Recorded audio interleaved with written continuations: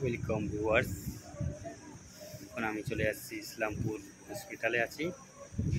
তো দেখতে পাচ্ছেন ইসলামপুর হসপিটালে অনেক বৃষ্টি হলো একটু আগে। বৃষ্টিটা অনেক আর কি বলবো, প্রচণ্ড পরিমাণে বৃষ্টি হয়েছে। বৃষ্টির প্রকোপটা অনেক বেশি। এখন একটু বৃষ্টিটা কমলো, তাও আবার বৃষ্টি যেহেতু কমেছে কিন্তু এবার আকাশটা একটু পরিষ্কার আছে। এই যে হসপিটালের জরুরি বিভাগ এমার্জেন্সি ওয়ার্ড, আর বৃষ্টি কমার পরে যা মশা কামড় দিচ্ছে কি বলবো। এখন রাত 12টা বেজে গেছে, এত মশা কামড় দিচ্ছে যে সহ্য করা যাচ্ছে না। এদিকে অ্যাম্বুলেন্স আছে, আর দেখবেন এদিকে অনেক রোগীর আত্মীয় স্বজনরা শুয়ে আছে বাইরে কত কষ্ট করে, যে ওনারা মুসুরি খাটিয়ে শুয়ে আছে, ওনাদের রোগী ভিতরে আছে। তো আর কি বলবো, হসপিটাল একটা আনন্দের জায়গাও বলা যেতে পারে, আবার কষ্টের জায়গাও বলা যেতে পারে। যেহেতু হসপিটালে মানুষ তো কেউ সুখে আসে না, কোনো রকম একটা অসুবিধা থাকে তারপরে হসপিটালে আসে। তো দেখতে পাচ্ছেন যে কত রোগীর আত্মীয় স্বজনরা পরিজনরা কত কষ্ট করে শুয়ে আছে, এবং আর কি বলবো, অনেকেই কার কীরকম পেশেন্ট আছে না আছে, অনেকেই টেনশনে আছে।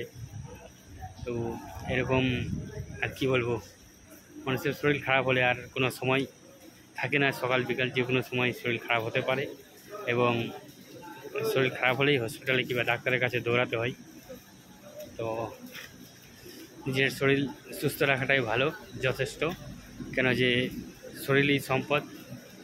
আর এরকম রাত 12টা 1টা 2টা কোনো সময় আসতে হয় হসপিটাল, এটাও একটা মানুষের সমস্যার সৃষ্টি। দেখতে পাচ্ছেন এদিকেও আবার অনেক আত্মীয় স্বজন আছে, শুয়ে আছে। এই যে দেখতে পাচ্ছেন এরাও শুয়ে আছে, বসে আছে, কেউ কারো সময় কাটাচ্ছে না, কেউ ডাক্তারের অপেক্ষায় আছে। আর এই যে হসপিটালটা আছে, ওই হসপিটালটা দেখতে অনেক ভালো এবং পরিষ্কার পরিচ্ছন্ন ভালোই আছে। একটু শুধু জল নিকাশি ব্যবস্থাটা একটু কম আছে, যেখানে সেখানে জল জমে রয়েছে এই যে। কিন্তু এমনিতে হসপিটালের পরিকাঠামোটা একটু উন্নতির দিকে আছে, এবং ডাক্তারের পরিষেবাটা কেমন সেটা একটু রোগীর আত্মীয় স্বজনরা দেখলে তাদের কাছে জিজ্ঞাসা করলে বুঝতে পারবো। এদিকে হসপিটালের জেনারেটর রয়েছে, অ্যাম্বুলেন্স রয়েছে হসপিটালে 24 ঘন্টা এমার্জেন্সি সার্ভিসে। এবং এখন কারেন্ট যেহেতু নাই, এখন একটু লাইটের ব্যবস্থাটা কম আছে। আর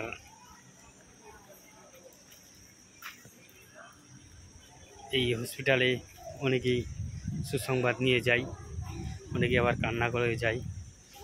কি বলবো, হসপিটাল একটা ভালো জায়গা, যে মানুষ সুস্থ হয়ে এখান থেকে বাড়ি ফিরে।